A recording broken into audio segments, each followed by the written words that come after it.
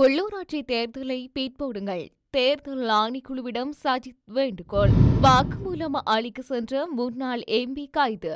வெளியான பின்னணி. அதிரடியாக சில உணவுகளின் விலைகளில் ஏற்படவுள்ள மாற்றம். கெகிலிகவிற்கு எதிரான வழக்கு மீண்டும் விசாரணைக்கு. அனுரவின் தேர்தல் கால வாக்குறுதிகள் கேள்வி எழுப்பும் மகிந்த தரப்பு. இலங்கையின் எதிர்கால திட்டங்கள். பிரித்தானிய தூதுவரை சந்தித்த சுமந்திரன். ஆசிரியர் வெற்றிடங்களை நிரப்ப இந்த வருடத்துக்குள் நடவடிக்கை. பிரதமர் உறுதி. விவசாயிகளின் வங்கிக் கணக்குகளுக்கு வருகின்றது பணம். வெளியான மகிழ்ச்சி தகவல். சுற்றுலா பயணிகளை ஏமாற்றிய சீனா சுமத்தப்பட்டுள்ள குற்றச்சாட்டு. எலான் மஸ்க் எந்தவித பொறுப்பிலும் இல்லை. ட்ரம்ப் நிர்வாகம் அதிரடி.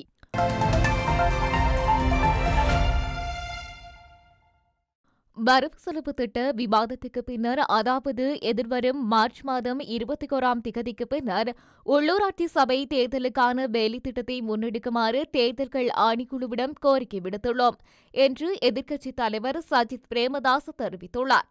எதிர்க்கட்சித் தலைவர் சஜித் பிரேமதாச தலைமையிலான எதிரணி நாடாளுமன்ற உறுப்பினர்கள் இன்று தேர்தல்கள் ஆணைக்குழு உறுப்பினர்களை சந்தித்தனர். உள்ளூராட்சி சபை தேர்தல் பல வருடங்களாக ஒத்திவைக்கப்பட்ட போது ஐக்கிய மக்கள் சக்தி நீதிமன்றத்துக்கு சென்று தேர்தலை நடத்த வேண்டும் என்ற நீதிமன்ற நடவடிக்கைகளை முன்னெடுத்து சென்றது. பிரச்சினையான சூழ்நிலை காரணமாக பழைய வேட்புமனுக்கள் ரத்து செய்யப்பட்டு புதிய வேட்புமனு கோரப்பட வேண்டும் என்று அனைவரும் முன்வந்து இதனை ஆதரித்தனர். எதிர்க்கட்சியை பிரதித்துவப்படுத்தும் பல கட்சிகளை பிரதித்துவப்படுத்தி 66 நாடாளுமன்ற உறுப்பினர்கள் உள்ளனர்.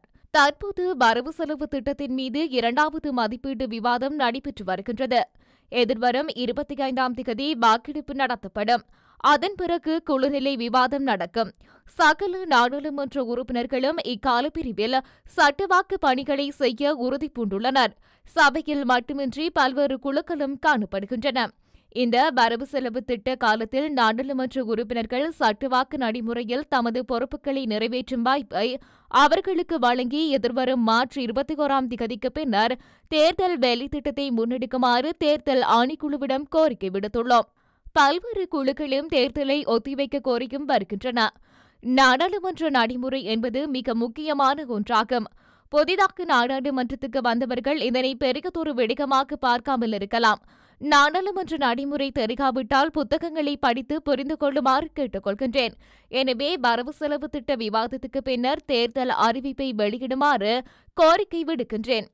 ஆளுந்தரப்பை சேர்ந்த தலைவர்கள் தேர்தல் ஆணைக்குழுவை தமது கைப்பாவையாக கருதுகின்றனர்.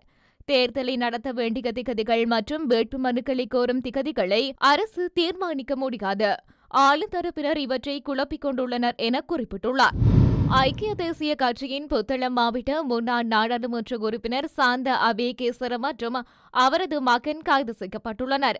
சட்டவிரோத சொத்துக்கள் விசாரணை பிரிவின் நிகழ்நிலை மோசடி விசாரணை பிரிவிற்கு நேற்று வாக்குமூலம் அளிக்க வந்தபோது இருவரும் கைது செய்யப்பட்டுள்ளதாக கூறப்படுகின்றது. சட்டவிரோதமாக ஒருங்கிணைக்கப்பட்ட சொகுசுகாரை பிரித்து மறைத்து வைத்த சம்பவம் தொடர்பாக நடத்தப்பட்ட விசாரணைகள் அடிப்படையில் இந்த கைது மேற்கொள்ளப்பட்டுள்ளது. சட்டவிரோத சொத்துக்கள் புலனாய்வு பிரிவின் நிகழ்நிலை மோசடி புலனாய்வு பிரிவு கடந்த 6ஆம் திகதி அதிகாலையில் தொடர்புடைய காரின் மறைக்கப்பட்ட பல பாகங்களை கைப்பற்றியுள்ளதாக தெரிவிக்கப்படுகின்றது. இந்த நிலையில் கைது செய்யப்பட்ட சந்தேக நபர்கள் இருவரும் இன்று மகர நீதவான் நீதிமன்றத்தில் முன்னிலைப்படுத்தப்படவுள்ளனர். சிற்றுண்டி சாலைகளில் விற்பனை செய்யப்படும் உணவுப் பொருட்கள் சிலவற்றின் விலைகளை அதிகரிக்க தீர்மானிக்கப்பட்டுள்ளது. அதன்படி இந்த விலை அதிகரிப்பானது நேற்று செவ்வாய்க்கிழமை நள்ளிரவு முதல் நடைமுறைப்படுத்தப்பட உள்ளதாக அகில இலங்கை சிற்றுண்டி சாலை உரிமையாளர் சங்கம் தெரிவித்துள்ளது. 2025ஆம் ஆண்டுக்கான வரவு செலவு திட்டத்தில் அகில இலங்கை சிற்றுண்டிச்சாலை உரிமையாளர்கள் சங்கத்துக்கு எந்தவித சலுகைகளும் வழங்கப்படாததால் இந்த தீர்மானம் எடுக்கப்பட்டுள்ளது.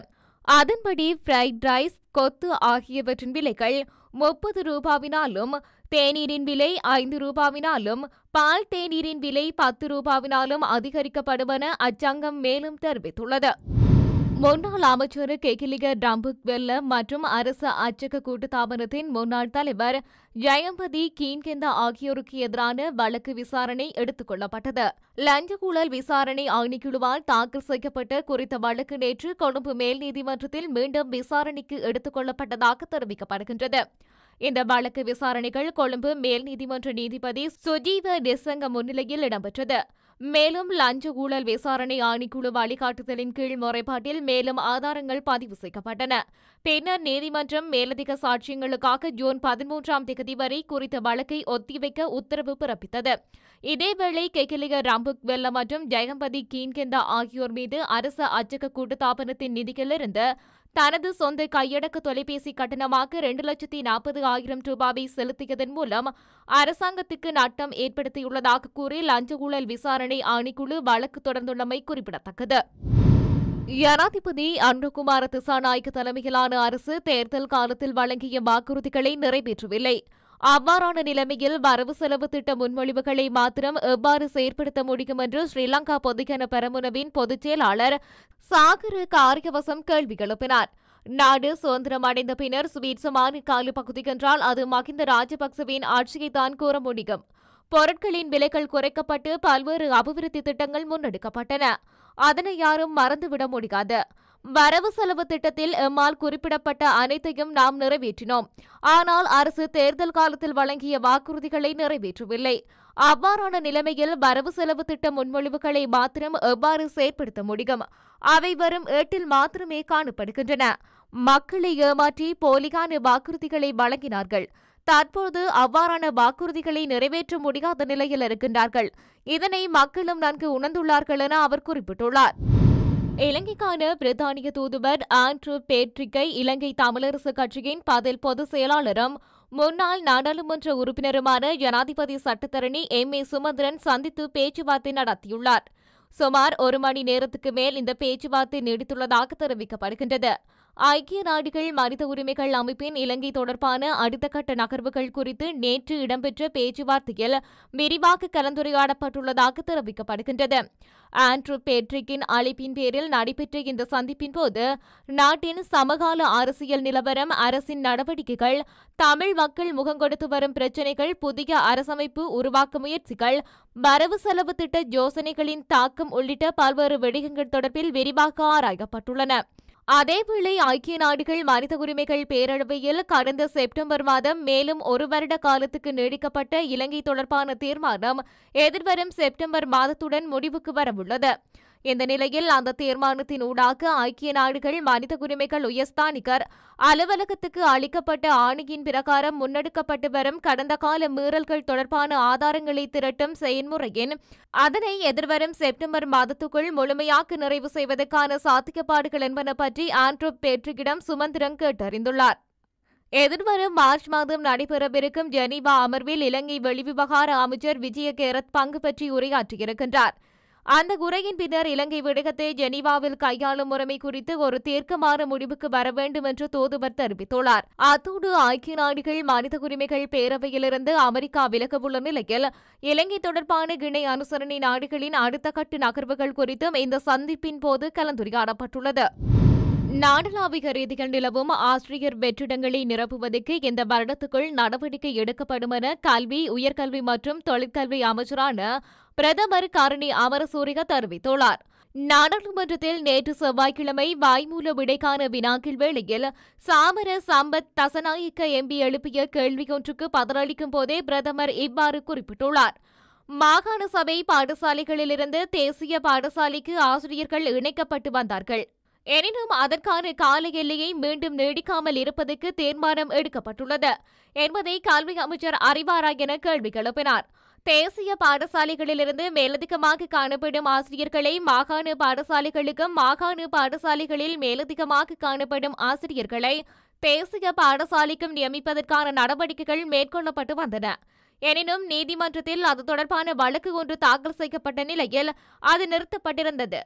எனினும் பின்னர் கிடைத்த நீதிமன்ற தீர்ப்பை அடுத்து மீண்டும் அதற்கான வாய்ப்பு கிடைத்துள்ளது. அந்த வகையில் இந்த வருட இறுதிக்குள் ஆசிரியர் வெற்றிடங்களை நிரப்புவதற்கு நடவடிக்கை எடுக்கப்படும் என்றார். பெரும்போக்கு காலத்தில் கடந்த நவம்பரில் ஏற்பட்ட வெள்ளத்தால் சேதமடைந்த பயிர்களுக்கான இழப்பீட்டை அதை பெறாத மாவட்டங்களில் உள்ள விவசாயிகளுக்கு உடனடியாக வழங்க நடவடிக்கை எடுக்கப்படும் என அறிவிக்கப்பட்டுள்ளது.